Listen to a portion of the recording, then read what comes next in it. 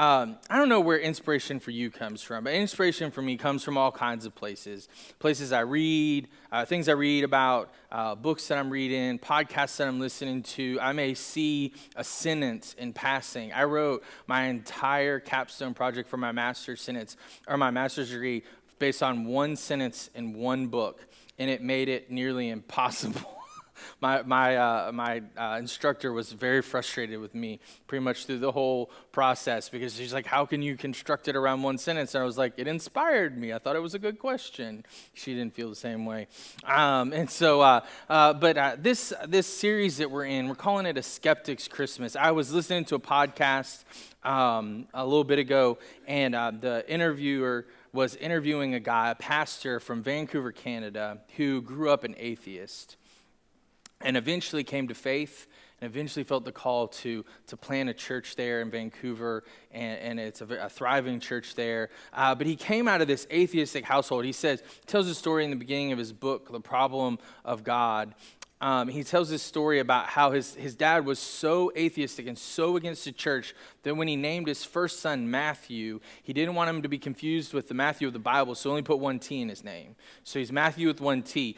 He missed the irony when he named his second child Mark, right? So he had Matthew and then Mark. And he tells this funny story about his dad, a guy he didn't have too much good things to say about. But he ends up writing this book based on a series that he did with his church and on a ton of research and evidence that we're going to be going through here over the next couple weeks. And if you're a reader, or even if you're not a reader, this is so worth your time and your energy, right? Leaders are learners, right? Whether you're learning to lead in your business or you're learning to lead in your church, leaders are learners, and so we're constantly reading, we're constantly listening, we're constantly looking for inspiration. And this book, The Problem of God by Mark Clark, is a wonderful, wonderful addition to your library or to your nightstand. But this is what we're going to be talking about this month as we talk about skepticism and the problem of science, the problem of God, the problem of the Bible, and the myth of Jesus as we're building towards Christmas.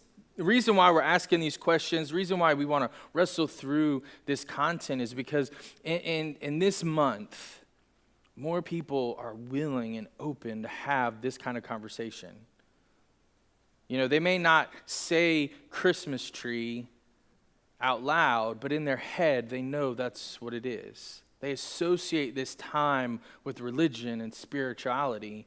And so here's a wonderful chance that we have to go into a domain that we don't normally tread into a place where we don't usually walk because we're afraid or we just feel uneasy, so that we can answer these questions, so that we can talk about faith and science and skepticism. And I hope that you will be inviting friends. I hope that you use these messages, whether you invite somebody here or you point them to our website. We put our website videos online every Monday. You have a friend who's a skeptic, say, hey, you may not come to church, but take 20, 30 minutes and listen to this message. Okay, 40 minutes, but that's just me. But listen to the message, and use the website and the sermon archive as a tool and a resource that, hey, I was listening to this great message and I thought about you. Well, you should check it out. Go online, send them the email. You can text them the link. Our website's really good on mobile, so you guys can be using that as a resource. But we want to talk about these problems because the older we get, the more we realize how skeptical we really are, right? I mean, whether we're skeptical about it's too good to be true, or whether we're skeptical about our faith and our beliefs in science or evolution. And the longer that we're a Christian, the more we come to realize that faith requires skepticism, right? Believing in one thing means you have to challenge and exclude other things that others hold, other beliefs that they may talk about. G.K. Chesterton says this: to believe in everything is the same as to believe in nothing. There has to be wrong and right. There has to be truth and lies. We can't believe everything. Everything can't be true. So what if we began to work through the things, these faith positions that we hold, and find out which ones are more likely to be true and which ones are more likely to be false? And as we sit here in whatever position that we hold, a faith position or an atheistic position, are we willing to wrestle with, are we willing to research and dig into the answers about the existence of God, both scientifically and historically and philosophically? Like, those are very valid ways in which we can come to know our Lord. And are we willing as a church, are we willing to reach out and have these kind of tough conversations, to not be scared from science, to not back down when we're faced with what are told as evidential or empirical proof? Are we really willing to reach out to that neighbor, that coworker, that family member who doubt the existence of God, who think that Christians are judgmental and narrow-minded, people who are unchurched or de-churched, they've been out of church so long, and people who have lots of hang-ups with Christianity and the way that it's portrayed by the church? Are we willing to reach out to these people? And are we all willing to wrestle with these ideas? Why does it matter? Why do we have this conversation? Mark Clark, in the beginning of the book, says that by our generation, he's about my age, by our generation, religion and faith in Western culture would be dead. That with all of the scientific advancements, with all the developments of technology and human knowledge, faith and religion would be dead. But the reality is that alongside of all of these amazing advancements that we're having today, people still have spiritual questions. I was listening to a guy named Tim Ferriss talk about his new book. He wrote a book called Tribe of Mentors. And in it, he's done all these interviews with all these great, successful leaders, CEO types, totally successful people. And he says they all have one thing in common. They all do some form of meditation. They all stop and have a spiritual moment in the midst of their day. And he doesn't really delineate whether it's like Buddhism or transcendental meditation or some form of Christian meditation, or whether it's just stopping in that moment and clearing their brains. But they all have that one thing in common. They all stop to meditate. Or when we think about, other, Hollywood types, do we really think they're the types of people that have like faith positions, or that they stop and think about religious things, right? Who thinks that Jim Carrey could say something meaningful or impactful about Jesus, right? This is Ace Ventura, right? I mean, like, this guy's crazy. But listen to what he has to say. He says, every race sees themselves in the face of Jesus. Who would have imagined that someone like Jim Carrey would have spiritual questions about Jesus? He's very honest. I don't know if he was real or if he even believes in him, but he says there's something electric about the idea of this man named Jesus. And in him, he thinks you can find healing for your brokenness. I mean, what an amazing gospel portrait being painted by a skeptic. And if you're here and you're skeptical this morning, my hope is that you'll give Christianity an honest chance to answer your questions about science and the existence of God, the truth of the Bible. Can we believe Scripture? As we lead up and we're getting towards Christmas, we're talking about the myth of Jesus. Because I believe that they hold up under historical, scientific, and philosophical scrutiny.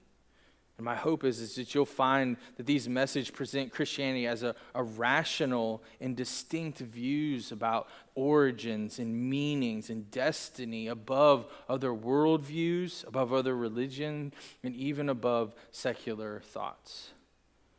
Now, how many of you guys have ever been flipping through the channels and you're on that guide and you're looking through for something to watch, and you get to that section of channels? It's like Discovery Channel, Net Geo, History Channel, and one of the titles is something about faith versus religion, and it kind of piques your interest, so you click on it. You want to hear what they have to say, and it's usually two guys talking, and they'll show video and narrative in between, but they always introduce the scientist, right? The scientist is this, British professor, and he's got that British accent that just makes him sound really articulate and smart. And he's got a degree, PhD in evolutionary biology, and he teaches science at Oxford. I mean, he's just this really, really smart guy. And then they introduce the one that'll hold the faith position. And his name is Joe Smith. He homeschools his kids. He thinks Oprah's the Antichrist, and he lives in a swamp. And so it's just so diametrically opposed to this. And they go through these types of shows and discussions about Christianity, and they portray faith as this always being naive, simplistic, and incompatible with human reason. Faith is based on hopeful thinking and legend, while science is always based on truth and evidence, right? I mean, that's how it's always portrayed. And this morning I want to confront that myth that there's some kind of dichotomy between faith and science. We live in a culture that thrives on sound bites and memes, and we're usually one end of the extreme or the other, and there's little evidence provided, right? When we're going through a news article or we're going through a Facebook post or something, there's no evidence provided. There's no link where you can research more. There's just no place for conversation or place where we can investigate. There's usually just an either or an or. And sometimes you'll see a meme like this one for science, says if God created the sun on the fourth day, how had 4 days passed, right? But there's no link to what the Bible says about it. There's no link to any other scientific proofs or evidences. But then there's always the other side, the Christian side, right? It says if someone wants to teach evolution as fact, nobody panics. Tell them that you want to teach kids to examine all the evidences, and everyone loses their minds. And that's just such a true statement, but it's just such a polarized. It's an either or an or. And secularism teaches that because there's no God, no spiritual reality in the universe beyond what can be tested, belief in such ideas should be marginalized from public life and discourse. It should be something that we're not talking about. They argue that science and naturalistic evolution have provided enough evidence to deduce atheistic conclusions to all of our foundational questions, the ones about origins and meanings and morality and destiny. Richard Dawkins tells us that faith is like a mental illness. It's a great cop-out, the excuse to evade the need to think and evaluate evidence. Is that true? Is that a true statement? Do we really use faith as an excuse for a lack of evidence in this world? What about Sam Harris? Sam Harris says, we have names for people who have many beliefs for which there is no rational justification. When their beliefs are extremely common, we call them religion. Otherwise, they're likely to be called mad, delusional, or psychotic. That's how we are portrayed. We can see these polarization of extremes. Science is about thinking, it's about evidence, about rational thought, while faith is about evading evidence and clinging to irrational thoughts. But what if secularism and naturalism are the views that are really outdated, 19th century propaganda? And what if the worlds of faith and reason are not as opposed to each other, but actually belong together in this beautiful, life-changing symmetry that makes sense of the evidences that we have in our world, even more than atheistic explanations do? Let me tell you about a man, a biologist, and a Christian, a philosopher and a Christian who scares evolutionists to death. His name's Alan Plantinga. Plantinga was a philosophy professor for more than 6 decades, teaching almost the last 30 years of his career at the University of Notre Dame. And philosophers like Quentin Smith, who deride what Plantinga is about and what he teaches, he deplores the way that Christians like Plantinga are taking over philosophy departments in universities across America. And this is what he warns. He warns that the field of philosophy is being desecularized in our institutions, and that in philosophy it became almost overnight academically respectable to argue for theism. It became academically respectable to argue for theism, not atheism. Through the work of philosophers like Plantinga and other scientists, the walls that had created the separation between faith and reason are coming crashing down. So much so that the sentiment now reflects not a Richard Dawkins-like derision of Christianity, but opposite, a mockery of the misinformation of tenets of atheism. Let me explain. A philosopher named David Bentley Hart captures this when he says, "I do not regard true philosophical atheism as an intellectually valid or cognate position." He says, "In fact, I see it as fundamentally irrational view of reality, which can only be sustained by a tragic absence of curiosity or a fervent, resolute will to believe in the absurd." He concludes that atheism must be regarded as a superstition, not as a fact or an evidence. So what is the truth about the myth between the church and science, or faith and science? Contrary to popular belief, any war or feud between church and science has been conjured up. It's been greatly exaggerated over the last 100 or 200 years. Atheists like to tell the story of persecution in the church, and they quote guys like Galileo and Bruno and Copernicus, the father of this 16th century geometric mathematic model that we call heliocentrism. Heliocentrism is just the belief that the earth rotates around the sun. Problem is that Greek philosophers in the 3rd century, almost 2,000 years before Copernicus, told us that the earth rotated around the sun. Nobody believed otherwise. Galileo, as stories are circulated, died a martyr of intellectual freedom at the hands of the Roman Catholic Church, but it's just not true. Galileo had a regular seat at the table of the Pope. He was invited to the Vatican many times to discuss. He actually died of natural causes in his own villa in Florence in 1642. He was not a martyr. Never mind. His name's something Bruno, right? He was executed by the church, but not for his heliocentric views, but for his heretical teaching against the Trinity. And like that's not right. Like, the church should not be killing people for their views and their opinions. But let's say what he really died for, not that he died at the hand as a martyr because of his heliocentric views, but because he was a heretic. Now, many believe that the church in the Bible taught that the earth is flat, right? We've heard these arguments. The flat earth arguments are actually becoming a resurgent in flat earth arguments. It's really hilarious and I think funny. But they use passages like Revelation 7:1 for their argument. It says, "Then I saw the 4 angels standing at the 4 corners of the earth, holding back the 4 winds, so they did not blow on the earth or the sea or even on any tree."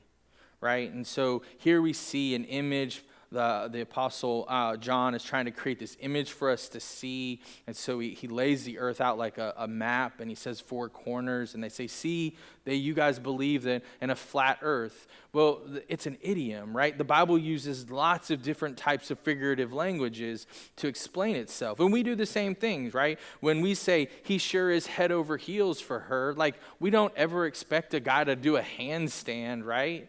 Like, nobody's ever expecting that. Or when you say, "Oh, I feel like $1,000,000, or maybe the opposite of that, right? "Oh, you woke up on the wrong side of the bed." Like, what does it even feel like to feel like $1,000,000? Like, how much does $1,000,000 weigh? You may not want to feel like $1,000,000. You couldn't get your feet off the ground. It's so heavy, right? And I don't know about your bed or my bed, but my bed doesn't have a good side and a bad side. It has a his side and a her side, right? I mean, like these are idioms that we use to describe life, and the Bible does the same thing. The Bible doesn't teach that the earth is flat. We can observe the roundness of the planet. As you watch a ship go out to sea, the hull begins to disappear before the mast does, right? Because of the curvature of the earth. What about the reflection of the earth on the moon in a lunar eclipse? Like, we know these things. A lot of this church versus science debate is manufactured 19th century propaganda. Oxford professor Alistair McGrath rightly concludes this. He says, "The idea that science and religion are in perpetual conflict is no longer taken serious by any major historian of science." It's not taken seriously. They don't believe it. He says, one of the last remaining bastions of atheism, which survives only at the popular level, news, media, social media. Only bastion of atheism that survives is on a popular level, namely the myth that atheistic, fact-based science is permanently at war with faith-based religion. And it's just not true. So let's talk about the fact that modern science came out of the schools and the universities that Christianity started. Right? Christianity challenges us to experiment with what we see, believing in order and uniformity to the universe. No other worldview, philosophy, or religion in the ancient world offers this kind of unique perspective that Christianity does. Other worldviews, philosophies, and religions actually inhibit progress towards scientific research. How many of you guys watched Avatar, right? The blue people with tails. Disney just opened a whole world of Avatar, right? And in the midst of Avatar is this tree, right? And the tree is their god, it's their deity. Animism deifies nature and claims that there is a God in tree and waters and rocks. And so such a worldview inhibits scientific investigation because one cannot subject deified objects to objective analysis, right? What's making the water go down the stream? Because it's on a hill? Or did the God make the water go down the stream? Why is the tree flowering, right? Because the God is happy with us? Or because it's that season of the year? But animism deifies nature, and so we can't objectively analyze these deified objects. What about Buddhism? Buddhism says the universe itself is an illusion. Therefore, there's no point in any kind of scientific inquiry because all of your conclusions are going to be illusions as well. What about polytheistic religions? Events explained by the citing of the actions of the God. There's no point in investigating them. It's not necessary to ask why waters bubble up in the ocean because the answer is metaphysical. Poseidon is stirring up the ocean. That's why it's happening, right? And we're going to use this word metaphysical quite a bit from here on out. Metaphysical is just this. It's anything that's after or beyond the physical. So if we say naturalistic, that's physical realm, that's where we are, what we see, what we can touch. Metaphysical means it's anything beyond that, anything that we can't explore those things. And so we're going to use that word quite a bit the rest of this morning. But this popular picture that Christianity is scared of science and deep thinking has never been true. The university itself is a 12th century Christian institution invention. Like we invented the institutions of science, right? Harvard, Princeton, Yale, Dartmouth, and Brown all began as Christian institutions. And these are some of our finest colleges in the country. Detailed scientific and literary analysis has not only been an emphasis of Christianity since its inception, but Christianity has a part in its birth. Like we were there from the very beginning. We're not afraid of science, and we shouldn't be afraid of science. And as we begin to talk about these things and unfurl these things and look at them again, one of the things that we have to understand is that every one of us, either holding a faith position or an evolutionary, naturalistic, atheistic position, every single one of us has faith of some sort. Right? Everyone believes in something and makes assumptions about reality that can't be proven through science. One cannot simply say, I don't believe in God because I follow where the science and the history lead us objectively without any kind of predetermined agenda. I don't have faith in anything. They're not telling us the truth. They're not even being true with themselves about their predetermined agendas. Everybody does. We all hold the faith position. To hold a position of evolution is to hold the faith position against the laws of physics. Sir Isaac Newton's first law of physics is this: any object at rest stays at rest. So if there's nothing that's moved it, it will never move. So what started the Big Bang? What caused the celestial explosion to go from this point out to where we get to where we are today? Nothing at rest ever leaves rest. Something outside of it has to move it into motion. So to believe in evolution is to believe from a faith-based position because you don't know what started it.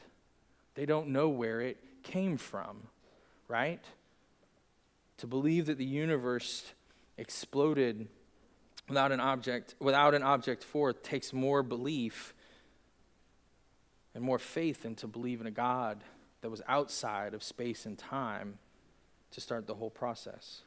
Every one of us sorts life through a filter, a lens. We call it a worldview. And this worldview that we have has been adopted by us over time, over the years, and it has all kinds of variables that lead us to the conclusions that we have. Think about your family of origin. What did your family of origin believe in? Where were they from? Think about when you were born. When you were born would have a ton to do with what you think about science and belief and faith.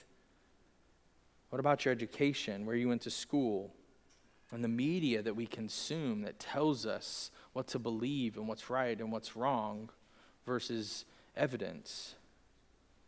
We are frequently unaware of these presuppositions that we hold, so we must see that all of them, to agree, are faith-based conclusions rather than beliefs adopted through empirical proof.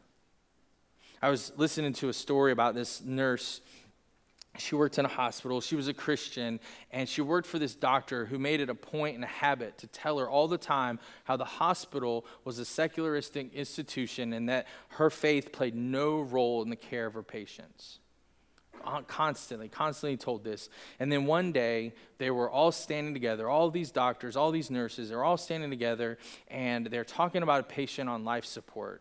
And one of the doctors says to the crowd, well, at least we know when he passes away, he won't be suffering anymore. And this nurse is like, in the back of her head's going, what? This is crazy. What do you mean he's not going to be suffering anymore? How do you know? Where's your empirical proof that he's not going to be suffering anymore? That doctor and all the doctors around them agreed in a faith position because they can't prove what's on the other side. They have no idea what's going next, right? And so we all make these kinds of decisions, all of these faith-based ideas and presuppositions. And philosophers point out that the whole premise of a purely naturalistic society or scientific approach is pure philosophy. It's in the mind. And he says it's rightly contended that the assumptions that we can only believe what can be proven through scientific method must be abandoned because the conviction itself can't be proven by scientific method. You can't prove scientific method by scientific method. But if scientific method is the measurement at which you prove everything else, then how can you prove anything? We have to get rid of these assumptions and these contradictions. See, all of us are trying to answer these four basic questions in life. The first one is, who am I? What's the nature and the task and the purpose of human beings? Where am I? What is the nature of the world and the universe that I live in? What is wrong? What is the basic problem or obstacle that keeps me from attaining fulfillment in this life? And what is the remedy? How is it possible to overcome this hindrance to my fulfillment? In other words, they're asking, how do I find salvation? They want to be saved from whatever is wrong. We all arrive at the answer to these questions from very different points of view because of the influences that have come together to form our beliefs. Every one of us constructs the answers to these questions differently. Think about how a Midwesterner would answer them differently than a Southern Californian would. Where am I? Who am I? What's wrong with the world? How do we fix it? What about an atheist and a Buddhist? What about you and me? How do we answer these questions? Let's quickly look at some of the faith positions that those outside of Christianity hold as we wrap up this morning. The first is evolution. People may say that they reject Christianity because they believe in evolution. Okay, but what do we do with all the large tracts of evidences that are missing from your position? Right? Stephen Jay Gould, a noted Harvard paleontologist and atheist, says this: the extreme rarity of transitional forms in the fossil record persists as the trade secret of paleontology. The evolutionary tree that adorns our textbooks have data only at the tips and the nodes of their branches. The rest is inference. They made it all up. They don't know what's in between, right? We've all seen this picture, right? There's ape, there's transitional forms, and then there's human beings, right? And what Stephen Jay Gould says is that there's millions of apes and billions of humans, but there's no transitional fossil record proving the other ones. They hold a faith position, an inference in that belief. Even Charles Darwin, the father of evolution, himself cited these holes as the most obvious and gravest objection which can be argued against my theory. That's what he said. He said the lack of transitional forms is the most obvious and gravest objection to the argument of the evolutionary theory. Another area where science has to step out in faith is when it comes to our brains, what they call our cognitive faculties, the way that we think. Evolutionists contend that if evolution is true, then everything, including our minds, requires a naturalistic explanation. And there's a problem with that. See, evolution argues that what exists in us, whether a physical trait or an emotional trait, is nothing more than what was and continues to be useful for survival. They would say that to believe in God is not necessary for survival. In fact, it's useless from an evolutionary standpoint because it costs us time, it costs us money, we're induced to go out and do things to the benefit of others who are sometimes total strangers, right? It tells us, it encourages us, it challenges us to do things against our own survival, to give away maybe what we have or what we need, our time and our energy and our resources. They say religion is just something that humans have conjured up in their brains to bring them comfort in the midst of all the trials of this life. That we fooled ourselves into believing a metaphysical reality and we called it God. Our cognitive faculties are telling us to believe in something that's not true. And that's where the problem lies. The problem lies is that if we dig a little bit deeper and we begin to ask ourselves if we can't believe our cognitive faculties when they develop the idea of religion, and we've developed these cognitive faculties that begin to tell us anything that's true about the world that we live in, that includes evolution itself. Evolution can't be counted as true. And if all knowledge depends on the validity of reasoning, if certainly it's a mere feeling in our own minds and not a genuine insight into the realities beyond them, then we can have no knowledge. Unless human reasoning is valid, no science can be true because we used our minds to get there. If all my mental processes are determined wholly by the motion of atoms in my brain, then I have no reason to suppose that my beliefs are true, including the idea that my brain is composed of atoms. This is a circular idea. The whole idea that we are rational creatures goes against the idea that we're products of evolution, because all of life in evolution is about survival. Mitch Stokes says this: atheists have reason to doubt whether evolution could result in cognitive faculties that produce mostly true beliefs. And if so, they have reason to withhold judgment on the reliability of their cognitive faculties. Atheists who believe the standard of evolutionary story must reserve judgment about whether any of their beliefs produced by these faculties are true. Believing in unguided evolution comes built in with its very own reason not to believe it. Atheistic man used his mind to create a worldview that nullifies the use of his mind. Darwin even recognized this problem. He says, within me is the horrid doubt always arises whether the conviction of man's mind, which has been developed from the mind of lower animals, are of any value or at all trustworthy.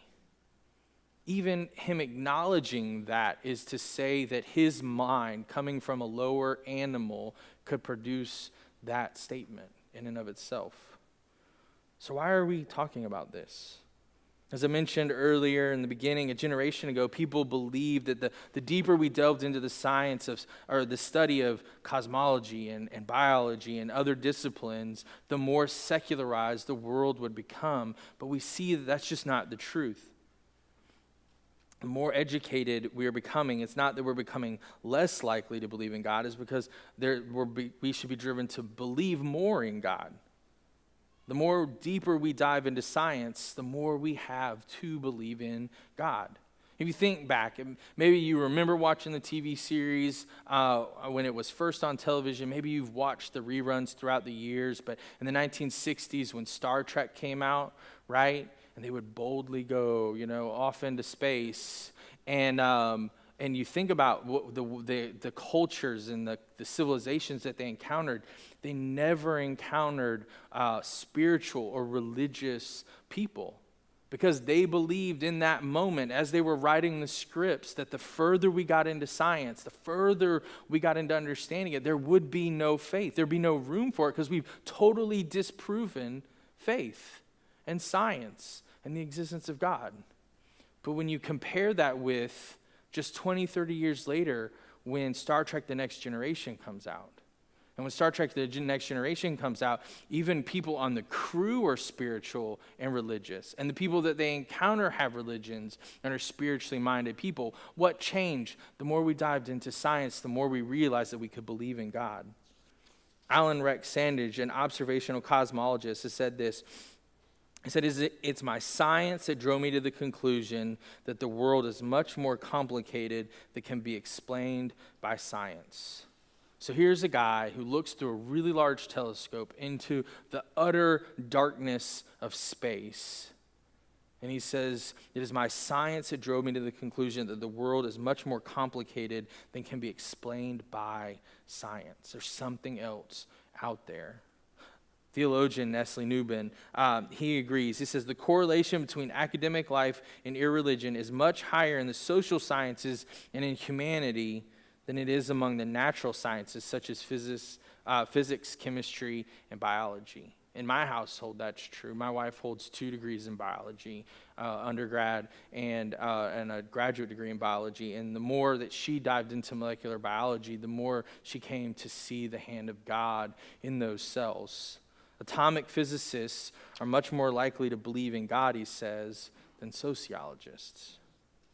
So it's time that we stop trying to use science, a science that can only study and explain the natural world, to disprove God, who by definition is a metaphysical being, someone beyond or after the natural world. Again, Stephen Jay Gould says this, to say it for my colleagues and for the umpteenth millionth time, science simply cannot, by its legitimate methods, adjudicate the issues of God's possible superintendence over nature, that is, being responsible for the management or the arrangement of creation. See, he says we neither affirm nor deny it. We simply cannot comment on it as scientists. He's saying that we can't use science to disprove God. We can't use something that can only study naturalistic physical things to explain the existence of a metaphysical, beyond the physical being. Science can't disprove God. But as I hope we've seen this morning, it helps give us evidence that he does exist. That contrary to modern mythological science and faith are not enemies, but science can actually point us to God. The natural world helps us know the supernatural God. The natural world helps us to know the supernatural God. Let me explain. Paul writes this in Romans chapter 1. They know the truth about God because he's made it obvious to them. For ever since the world was created, people have seen the earth and the sky. Through everything God made, they can clearly see his invisible qualities, his eternal power, and his divine nature. So they have no excuse for not knowing God. When we look around the world around us, its complexity. We look about just the differences that are amongst us, the variations. Why would they ever come about in a world that's only about survival? Why would there be this immense amount of creativity as we look at the differences between types of people, human beings and skin tones? right? What about trees and nature? Why would evolution produce all of this different flora and fauna, right? Most of the time, the flora and fauna is fighting against us, not helping us survive, right? What about all of the different insects and bugs? Why do spiders and mosquitoes exist, right? Why would evolution create those boogers, right? All of these things point to the fact that there was some kind of creative thought, some kind of process that pulls it all together, that makes it all work together. Through everything God made, they can clearly see his invisible qualities, his eternal power, and his divine nature, so they have no excuse for not knowing God. So in other words, the Bible tells us as we're looking at nature, the complexity of its design, as we venture out into the cosmos, and we see the laws of nature that hold it all together, we can know God. He is knowable. The verse is actually saying that through nature, God is saying, I want you to know me. I want you to know me. Here I am. The problem lies, though, in what is said next. It's not a problem of the mind. It's a problem of the heart. And he goes on in verse 21 to say this, yes, they knew God, but they wouldn't worship him or even give him thanks. And they began to think up foolish ideas of what God was like. And as a result, their minds became dark and confused. The problem is not that the evidence wasn't there, it's that we just don't want to see it. They were so willing to overlook the signposts that are there for us and to guide and direct us because we'd rather believe in something else. We don't want to believe in God. We don't want to believe in his ways or his truths. We want to do what we want to do because we think we know better. So we end with these questions again. What is the content of my set of beliefs? In my belief jar, what is in my belief jar? What are the contents of that jar? What is the content based on? Is it based on proof, empirical data, evidences, or is it a faith position? And is my faith position the most valid to hold if I were to carefully examine all of the best available evidences? Is it valid? Would I want to continue to hold on to it? And if this describes you, I hope you're willing to consider that God's not given up on you. And he's not done trying to get your attention. Tomorrow when the sun rises and the earth rotates around the sun in the morning, it's not just because of science, but it's because God is trying to get your attention. He's trying to reveal himself to you because he loves you and he wants you to know him. And I hope that all of us will continue to come together and that we'll all be here, that you'll be willing to go through this journey of the next couple of weeks as we talk about not just the problem of science, but next week we're going to talk about the problem of God and what does his existence mean. And then we're going to talk about the Bible. Can we believe the Bible or has it been changed? Like, is the Bible the same Bible that it was when it was first written, or is it totally different and that we shouldn't believe it? Because we're all building up to this idea that the Messiah had come. The Savior was born to the world. And as we get closer to Christmas morning and we celebrate that, we want to talk about these things. We want to get rid of the doubts and the skepticism in our minds when it comes to our faith positions. And we want to grow stronger and deeper in our faith, so that we can carry it out, so that we can be confident in what we believe when the conversations arise and things get heated. We can say, no, it doesn't have to be emotional. Let's talk about facts. Let's talk about evidences, because we know, and we can point them to places. We can point them to resources like the book, The Problem of God, or these videos that'll be online. Don't you guys pray with me? Father God, we come to you this morning, and we look at all these evidences against evolution and atheistic thought. And we realize that we all hold some sort of faith position, and that's okay. It's okay to not have all of the answers. It's just not okay to have all of the wrong answers. And so this morning we continue to explore. We continue to wrestle with this idea. And as we look around, Father, I pray that you just reveal yourself. That you reveal yourself to us in the midst of these beautiful sunsets and the flora and fauna that changes, the flowers that bloom, the birds of the air, and the diversity of just this world that we live in. And this morning, as we think on these things and we ponder what it means to believe in you and a metaphysical reality, I pray that you just open our eyes to see the things that can't be seen here. That when we do look at nature, we see your invisible power. We see your eternal power and the beauty of your creation. Father, we thank you for this morning. We thank you for the love of your Son, Jesus Christ. And we pray all these things in his name.